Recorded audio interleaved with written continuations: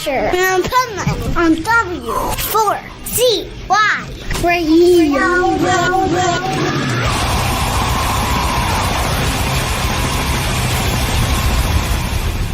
Wake up, America! It's time for the Adventures of Pipeman on W4CY.com, West Palm Beach's #1 internet radio station. Here's your host, the Pipeman. Sit down and I'll let your system. We need to do this immediately. Why are you crying? Is it too much to ask? Just do what I say. No disobedience will be allowed. This is the Pipeman here on the Adventures of Pipeman, W4CY Radio, and I'm really excited about our next guest because we went way on the other side of the world to one of my favorite places, and we have with us Sean Horror from DarkFlow. How are you? I'm here fine in my house in bed answering to you so we can talk and discuss about the release of Imminent End. Yes, absolutely. And I want to know, my first thing I want to know is, how come some of the best music comes out of places in your area like Sweden and the other Scandinavian countries? Like, it seems to me that 6 months of darkness may help because you have nothing to do but create. Well, I have to correct you there. I come from Switzerland. Oh, sorry. I did the album in Sweden with Andy LaRocque, by the way, so that can be exciting. The album was born in Sweden, but the creation was here in Switzerland, in the middle of Europe, and it's easy for us to create music, as you said, like really good music, because nobody knows who the fuck comes from Switzerland, and nobody knows people from Switzerland, and we are just a majestic people from a majestic land, and nobody fucking knows nothing. So when you see a musician, an artist, I don't know, like Coroner or bands like that, like Celtic Frost, Samael, or things like that, you see, well, that should be a really dark, tiny environment. It is. Right? It really is. Because people here, we have the natural thing that I call it the natural selection of countries, that we have a country that has so much money that we have us. Me, I am a man that only works in music, and I can live with a peaceful life with it. And I am not even known in the worldwide area. I don't sell albums, or I don't have like huge royalties or nothing. I'm just somebody who likes to compose and write with his mates, his bandmates, and we bring out music and we do what we can. And I definitely want to hear the story about the new album, because it always fascinates me. Like, it's one thing if you write music. It's another thing when you write a whole album based on a whole story. It's not just, writing some pop song that's, makes no sense. I mean, this is real. Like, this album depicts really what's going on in the world right now. Well, the story about Imminent End is the trilogy of our albums before we launch a first EP about death of our close ones. Then I released an album called Insane Circus about my own mortality because I got sick with a neurodegenerative situation. It's like shit. And then wandering around the internet and seeing what's going on in the world, I start like having this heavy thought that shit is really going really off. So just to keep it a little bit in mind of the people, I wrote songs that are not far from the reality that we are all living, that anything can be ended in any moment if an idiot or another idiot, because there are two main idiots in this story, or maybe three, that are really, really fucking dangerous. So those dangerous people that I know not going to point, because I don't want to get political, can do really bad to this world. And now, if you see also other things that are happening, we have problems with climate change, we have problems with economical there are sort of economical issues in the world. You see what's going on in South America, you see what's going on in North America, you see what's going on here in Europe, and you see that everything is decreasing, and people are getting mad. So they're getting more righty, they're getting more fascist, they're getting more xenophobic, they're getting more. That's creating more, let's say, like. Little problems, micro issue problems in society, which are bursting here and there, and these micro issues are bringing a collapse in the union of society. Yeah. And the union of society is what maintains a population. So if the population cannot resist this, then who is taking care of it? Our political heroes, our leaders. Those motherfuckers are wondering how to destroy between each other and using our taxes to build gas and bombs and all that shit, and not to construct, I don't know, more a better education for the people, give medical aids to people who really needs it, and stuff like that. So society is collapsing, and we are not far from living in a dystopian world. In fact, we're living it. Yeah, it's a present. It's a present. The present is dystopic. So if you see that the present is dystopic, then you can see that every dystopian history finishes in an apocalypse. And that's Imminent End. Imminent End is an album that explains from the A to Z how the world can go to an imminent apocalypse. I bring a lot of also just to maintain this low profile with religion, that God comes out of nowhere to destroy humanity. And I died in our first album, I come from hell to destroy Earth. But the representation of me in this album is the representation of one fucking stupid leader who can just press a fucking button and bring death to everyone. Well, it's kind of funny you should say that, because I say with all the politicians, they're all on the same team and it ain't mine. Like they're like two sides of the same coin, basically, and we're all falling for it. Like we're dividing, and that's the oldest trick in the book. And that's the sure way to end civilization, is to be divided. Well, the safest way to end civilization is to be divided and end one first to end the other. The other one is going to be ended by themselves. So it's how it happens, and it has been happening a lot of times. You can see what happened in the Roman Empire. You can see what happened in the French Empire with this idiot of this criminal idiot called the tiny guy who Napoleon. Thank you. I was thinking about that guy. And things are going really fastly in this moment, and everybody wants to conquer and destroy. It's like it's like they're playing games, with society, and that will take its toll, and that's sure. Yeah. Well, so as you were saying, it's funny that you should say that, because I have been saying all the time for years now that the minute the U.S. became the lone superpower, or considered the lone superpower, that's the end, because every empire in history has always gone down. And to me, I look at being the lone superpower as being that empire that's going to be the next one to go down. Well, let's say that it's going absolutely down. You have where are you from exactly? From the U.S.? I'm in Florida. I'm not from here, but that's where I'm at now, which is like kind of the Sodom and Gomorrah of the United States. Well, I have people who lives in Miami. I have friends there, so I can understand. It's the most narcissist place in all. It's like, I don't know. It's like the trash can of the U.S. It is.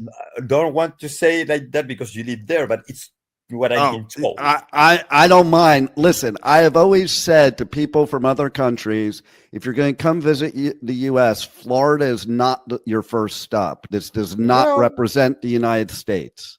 I went to Disney World, and it's not my perception of the States. I've been also in New York. I've been in, I don't know if I've been in California, in fact, but I've been even in Hawaii. So I know the U.S. It's really different from in which area you are, It's totally different.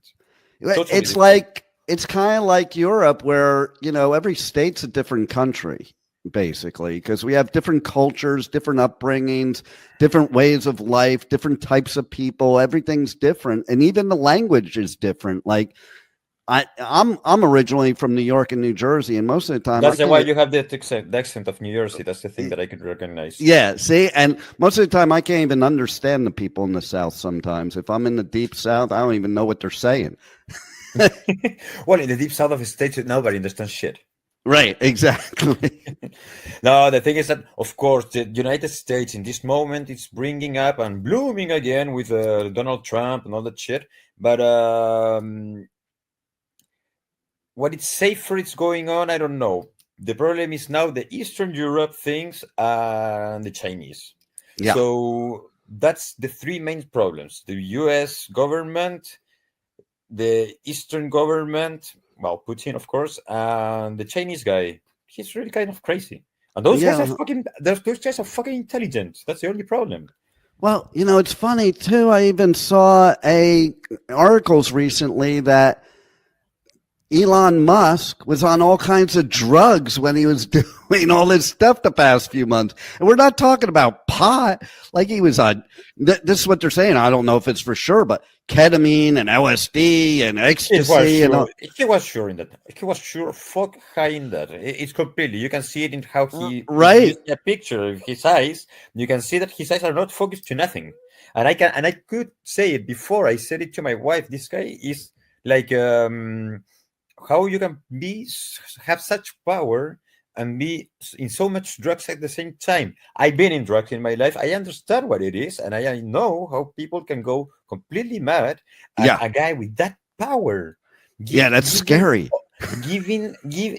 Given power, a hungry power guy with so much resources, with so much money, that's the most dangerous shit in the world. No doubt. I said before, like you're giving the richest man in the world who's on drugs access to the whole U.S. Treasury. That makes no sense to me. Well, that's why I wrote this album. Things are getting messy. I'm not even sure where to go anymore. Like in 2016, I went and stayed in Europe for 4 months to watch from afar, figuring I'd be safer over there. Now, because I travel so much, I'm like, I don't even know where it's safe in the world because everybody's following our lead. I was in Bali and talking to these Australians, and they're like, yeah, they're following our lead. Like everybody's following our, and I don't think it's a good lead to follow. It was maybe at one time, but not right this second. In this moment, no. And I can understand it. So I can answer that question for you. I come from Chile. Oh, okay. I was born and raised in Chile. And in that country, that is like an island because you have the mountains, the desert, the glaciers in the south and everything. Nobody can come inside. If you don't send a bomb to destroy the country, nothing is going to mess with it. Yeah. So that's there's a good refugee there for people who want to get the fuck out of bombs and countries that can be exploded or imploded by their own leaders.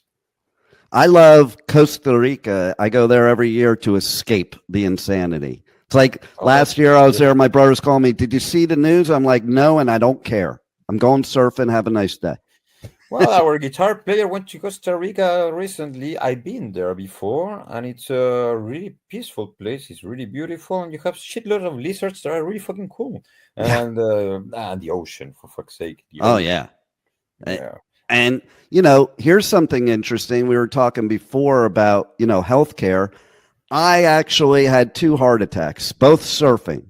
One was in Hawaii, one was in Costa Rica. Hawaii cost me $400,000. Costa Rica cost me $0 because they put me in their system like I was a citizen, and they have free health care, and their health care was better because the second heart attack was caused by the American health care that I paid $400,000 for. So it just amazes me. You could go to a country like Costa Rica, who is considered a third world country, and get stellar health care for free. Well, the thing is that that's the greed that you live in the States. It's they don't want to open things into the people that they need because they don't want to lose that control over people. People who have cancer in the States, they have to choose between living or dying. and that's Yeah. nothing. That's not their choice. That's not a choice that you want to make. That's not a choice. Either I go on to treatment and my family is fucked for life. Either I die and I can give the money to my son. That's the thing. Yeah. While here in Switzerland, well, everybody has healthcare, insurances, and everything. Even if you are paying, and people are sometimes saying, "Well, but we are paying for something that we don't use." Yeah, but it's not for you; it's for the people. Yeah. I am not a left wing or right wing person. I am just objectivist. If you see Yes. that the society needs something, just put it on society and stop bothering about it, because it's something that people needs. And if people don't have their needs controlled, what happens? People are ashamed of where they're living. They don't like what is going on. There's a lot of rioting. Rioting goes into looting, and looting goes into criminality for the society and killing. Yeah. So the state is really, really, really in a delicate position in this moment, because people are learning more and more that almost every fucking country in the world, they have healthcare except them. I know, it's the And, weirdest thing to me. It's and it's just a rich country. it just blows my, and it's not only that, but the cost of it. Like for one little like Tylenol, if you go to a hospital, it's like $20 for one little pill that costs them maybe a penny to make. It's ridiculous. Like we shouldn't have this problem as a country that we are. And I love what you said too about, for everybody. I was in Denmark one time and I was sitting with like 8 other people, all from different countries, all different religions, all different, political viewpoints and all that. And not one of us was arguing. I'm like you, like, I don't believe in picking sides. Okay. You don't have to be one way or the other, maybe a mix of both, because there's certain things, and even good on each ideas here and there. Yeah. And so I remember this one girl, she was the only Danish girl there. And somebody was saying to her about, the socialism in their country and how much taxes they pay and all that. And she said, you know what? I don't mind, because I would rather share with my fellow countrymen. Why should I have 2 cars and my neighbor have none? I'd rather share. So if I have to pay more taxes so we all can live a good life. And I was like, man, everybody in the world should have that attitude. Like, let's look out for humans. I live in a country that we think the same. Switzerland is exactly the same that point of view.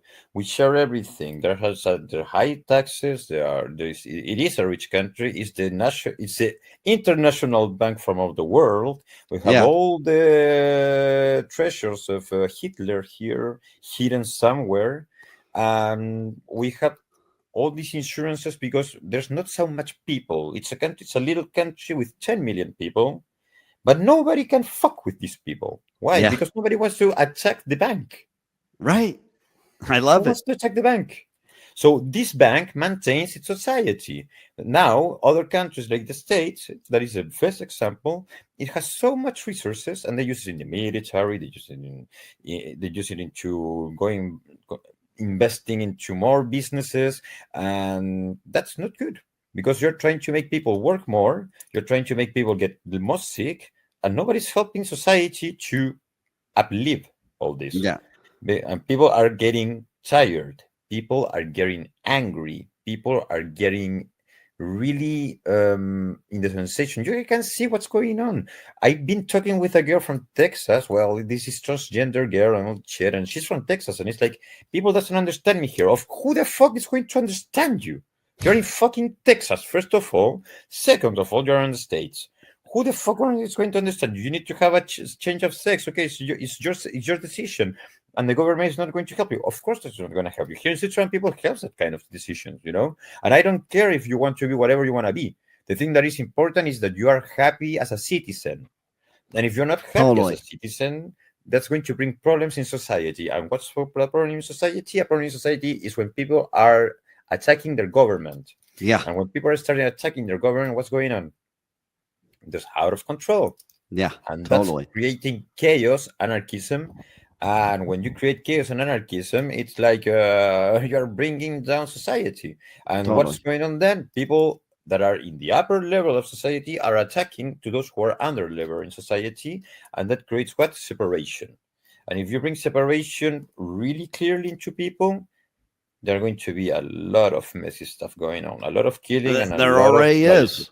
Where yeah, I all the am, time. there's a lot of it, in Florida. And like, fact of the matter is, I agree with you. I just believe, like, everybody, you just do you. And as long as you're not intentionally hurting anybody, what do I give a crap what you do, who you have sex with, what gender you want to be, any of that crap? It doesn't affect my life in any way, shape, or form. That's what I don't get.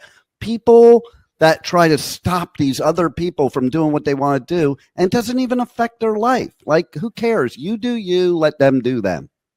Well, exactly. That's what it's I've been telling a lot in my country. Well, one of the reasons that I had to leave my country was because I was always speaking out loud against religion, against people having like, why we don't have abortion in this country? Everybody's like, really, you have the obligation to deliver a child, an unwanted born child? Just give them the choice to just don't have them, Yeah. No, because this is against the law. And what is the law? The fucking religious people are making laws in this country. Why am I paying 10% of my fucking taxes are going to the fucking for the fucking Catholic Church? I don't Right. believe in that shit. Right. I don't want to pay that shit. They I don't can go blame you. fuck themselves. That's what I don't blame you. That's why I love your music, because music is the best therapy and the best way to tell a story and the best way to unite people. And that is what I think you're doing with this album. It's like you're painting the picture for people, but then people can like civilly discuss these things instead of the whack shit that's going on right now. Well, that's what I wanted to make with this album, is to present people. This is going to happen in one moment or another. It can happen now. It can happen in 10 years. It can happen in 100 years. But it's happening. Yeah. So you have to just see between the lyrics, see between the songs, go through the story of the album, and think yourself why there is a guy in Switzerland that comes from Chile writing all this apocalyptic prophecy. Is because people are thinking about this. And these apocalyptical ideas have come before in the 80s. Well, you can see Terminator and all that shit. But the thing is that now we're living in it. Right. We're living where you have robots, you have the AI, you have a lot of things that were fantastic in the moment and sci-fi. That now that was really futuristic. Now we're living it. It's existing. It's there. It's scary too, because like I'm from the 80s, and me and my bro, we used to go like, it doesn't matter. The world's going to blow up in 1984 anyway. So, we'll just do what we're going to do. And I always said the machines are going to take over. And now every movie that I ever watched as a teenager is now like true life. And that's what's scary. That's the thing. That's what I say that in the song "Artificial Doom," I talk about the new controlling race, because these guys in this song, in fact, instead of helping or destroying humanity, they just stand back and see the movie that they want to see. People destroying each other until they explode everything, and they then take over. And you know what? It's funny, like that. I won't mention the word because YouTube doesn't like the word, but that lockdown that we had, it reminded me of, I think it was Demolition Man, the movie where... Demolition Man, exactly, yes. Yeah. And I was like, oh my God, we're living Demolition Man. Like, we're going to go to sleep and wake up one day and we're not allowed to touch anybody and we're not allowed to have actual sexual relations, no fluid interaction, all that. I'm like, wow. Like, and you wonder, is it prophetic, or when people are writing these movies, or are they prepping us? Like, they know that this is where it's going, so they're like softening the blow, getting us used to it. Well, I think when I was writing this album, I said to myself, well, I'm like saying to people when I'm in my makeup and all that stuff, is the prophecy of the end of the world and stuff. But now we're talking people to people, man to man. Yeah. I am just watching what's going on in the world and saying, well, I think it might be well if with my creativity, I bring to society to think. Yeah. To those who are hearing my music, to think and to develop themselves and say, well, this guy has a little bit of reason in this because he's touching a point that might happen. Yeah. And he's not far from reality. And that's the thing. And and I'm going to come back from something that you said, the smoke screen that happened in 2020, because for me it was just a fucking smoke screen. That smoke screen created for me my own apocalypse because I lost everything with that shit. Ugh. Everything. I was owner of a bar. I had a career in marketing with festivals and culture areas and restoration and bars and all that stuff. I had a lot of clients, and from one day to another, everything stopped. And I didn't have any assurances because I come from Chile. I am not a native Swiss guy, so I didn't have all the security and the insurances to give me the power to live here. So they just, I just stopped. I was winning like 14,000 a month. I start having zero from one day to another. I lost where I was living. I lost everything, and I lost my health because I went to this stressful area, and my brain collapsed. And then I started just doing music. So our first EP was released in 2020. Worst year to release music. Never do that again in a pandemic. And and then things got a little bit better. We did the first album, Insane Circus, that was a description of my situation. It was really personal. I needed to explain what was going on because all the doctors were telling me you're dying. So it was like, well, before I die, I'm going to say, let's fuck you to Earth and give an album. I love it. And then I don't know why I'm still alive. And then I said to myself, well, let's do this second album and see where we go after with this. That's probably why you are alive, so your message can get out there. And, we never know what we're really destined for. So, what happened to you might have been a blessing in disguise. Sometimes we're forced in a different direction that turns out good. Yeah, well, as my brother told me one time, he told me, well, you were blessed and cursed by the same situation. Because of your situation, you were cursed, of course, but the blessing is that you could start doing your music. You met with King Diamond's guitar player, Andy LaRocque, to do 2 albums, and he produced the last one. So we have been like in touch a lot to create all this. He came to Switzerland to compose with us. We went to his studio to record the album at the Sonic Train studio there. We worked at this for months. I went alone there to record my songs, my lyrics, my voice, and everything. And that's kind of one of my dreams when I was a child, because well, you can see I have a Merciful Fate T-shirt, so I'm a really King Diamond Merciful Fate fan. And I always wanted to work with one of the guys, and Andy LaRocque is my favorite guitar player, and I've been into their music since I am really young. So working with one of my heroes was one hearing that. Was one of my, I don't know, let's say, bucket list dreams. Yeah, it was a fucking bucket list. But how you reach with that guy? How you can just reach it, just produce something, You have to have money, resources, you have to have time, you have to have the energy, you have to have the health to record songs, you have to have a lot of things, And I prepared myself to try to do that, and I did it once, and now I did it twice, and I'm really thankful because I could create something now that is not only for me, and it's not talking about me, it's talking about the whole world, and I think that is a message that people needs to hear. And I really believe that if we reach people to hear what's going on and what could happen, then we can make people check between them. As you were saying, you need to open some eyes and some minds to make them talk between them and try to find solutions, at least as society, because our leaders are not going to do shit. No, not at all. And I think it's pretty cool too that Andy he not only produced it but played on on the album too, right?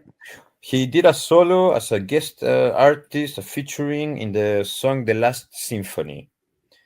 That is the song with God coming on Earth to destroy humanity after being mad at them for being so fucking greed. Yeah. That's coming too. Like that's about as prophetic as you could get. Because if I was God, I'd be pissed right now. Well, the thing is that there's a script written, like I don't know, like it was written in the year 1200, something like that. Yeah, I think it's from the 12th century or the 11th century. I don't remember really well.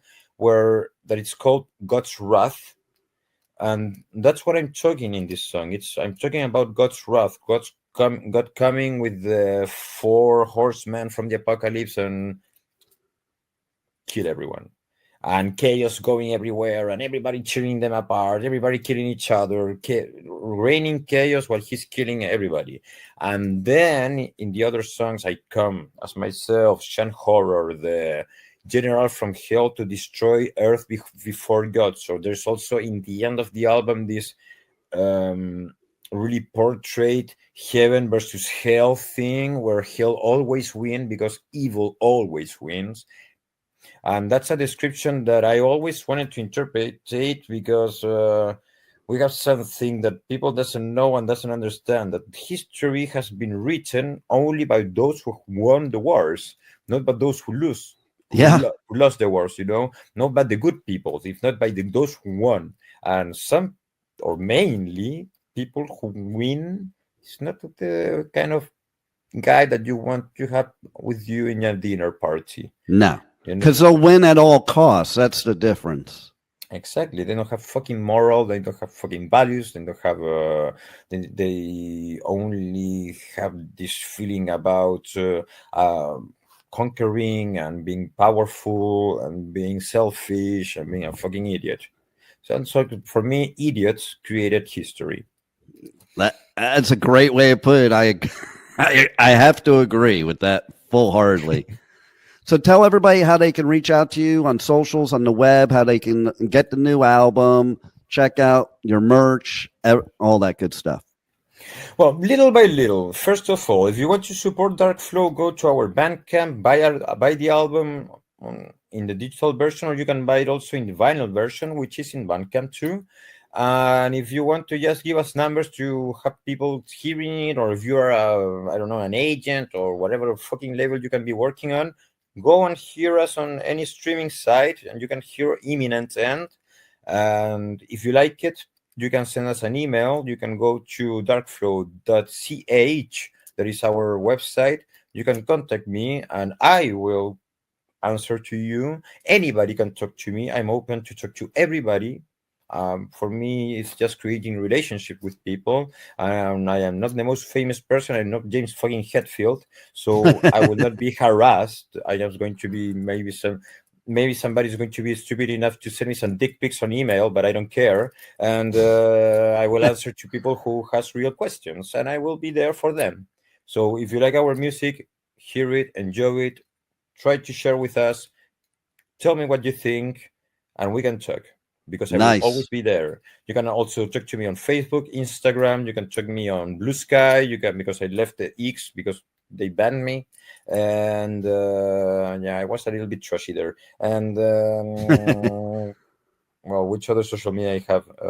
I don't use. We are on TikTok, but I don't use TikTok because it's not for my generation. It's a lot of work.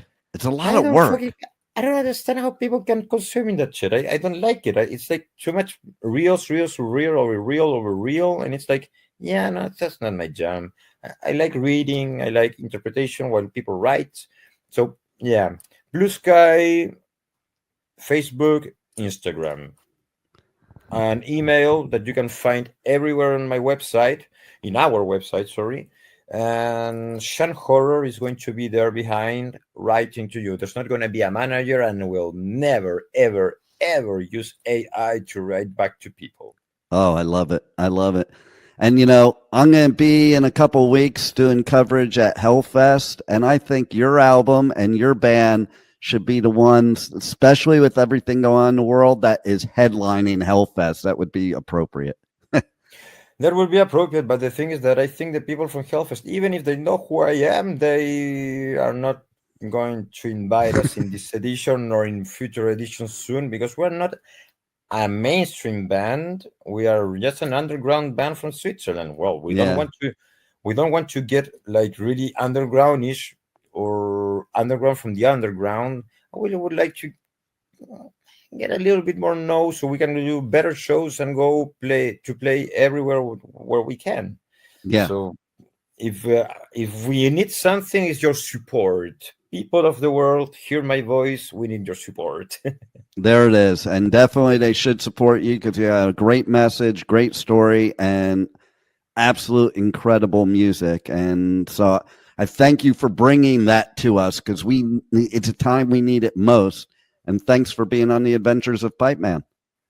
Well, thank you for inviting me in the adventure of Pipeman, and thank you for hosting everything.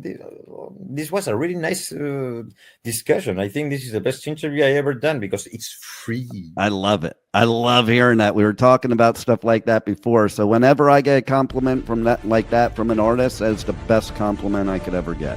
So thank you. That's the way. Thank you, man. Thank you for listening to the Adventures of Pipeman on W4CY Radio.